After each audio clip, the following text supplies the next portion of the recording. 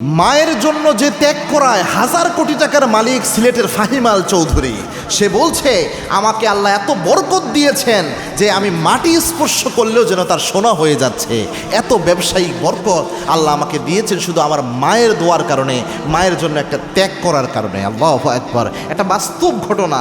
আমি এটা পড়ে অবাক হয়ে গেলাম যে কি চমৎকার আল্লাহ রাব্বুল আলামিনের নিদর্শন আল্লাহ দুনিয়ায় দিয়ে দেয়। এই পিতামাতা যাদের এত খেদমতের মর্যাদা আল্লাহ রাব্বুল আলামিন জানিয়েছেন, রসুল হাদিসে জানিয়েছেন, এর বাস্তব প্রমাণ এটা। মনে রাখবেন, মায়ের দোয়া কিন্তু বড় দোয়া, মায়ের খেদমত বড় খেদমত। এবং কি এই ঘটনাটা বলার আগে একটা হাদিস শুধু কোট করে আমি আপনাদের জানিয়ে দিতে চাই, যেটা আল্লাহর হাবিব 1450 বছর আগে জানিয়ে দিয়েছেন। আল্লাহর হাবিব সাল্লাল্লাহু আলাইহি ওয়াসাল্লাম জানিয়েছেন, 3 ব্যক্তির দোয়া আল্লাহ রাব্বুল আলামিন কোনো খালি হাতে কখনো ফেরত দেয় না। এই 3 ব্যক্তির দোয়ার মাঝে আর আল্লাহর মাঝে কোনো পর্দা থাকে না।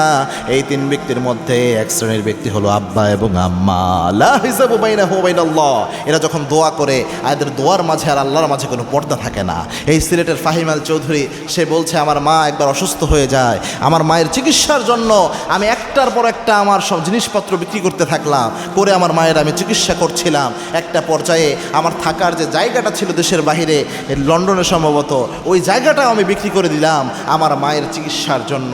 আমার মাকে আমি কোনো মানুষের হাতে ছেড়ে দেয় নাই, আমি নিজ হাতে আমার মায়ের সেবা করতাম। আমার মা অপরিষ্কার হতো, পেশাব পায়খানা করতো বিছানার মধ্যে, আমি নিজ হাতে পরিষ্কার করতাম। আমি যখন এইভাবে পরিষ্কার করতাম, আমার মা মনে মনে আমার জন্য দোয়া করতো, আল্লাহ তুমি আমার সন্তান আমার চিকিৎসার জন্য এইভাবে লক্ষ লক্ষ টাকা ব্যয় করে ফেলছে, আমার সন্তানকে তুমি দেখে নিও। তার মা মনে মনে এই দোয়াগুলো করতো এবং চোখের পানি ফেলতো সন্তানের জন্য।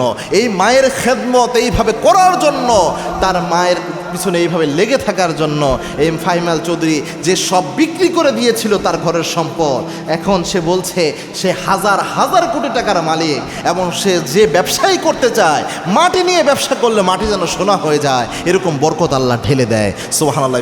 এটা থেকে যেন আমরা যুবকরা শিক্ষা নিতে পারি। বর্তমান জেনারেশনে অনেক যুবক রয়েছে টাকা পয়সার জন্য বাবা মাকে ভুলে যায়, এরকম একটা অবস্থা। আরে ভাই, আপনি তো বোকা। টাকা পয়সা প্রয়োজন হলে আরও বেশি আব্বা আম্মার খেদমত করতে হয়।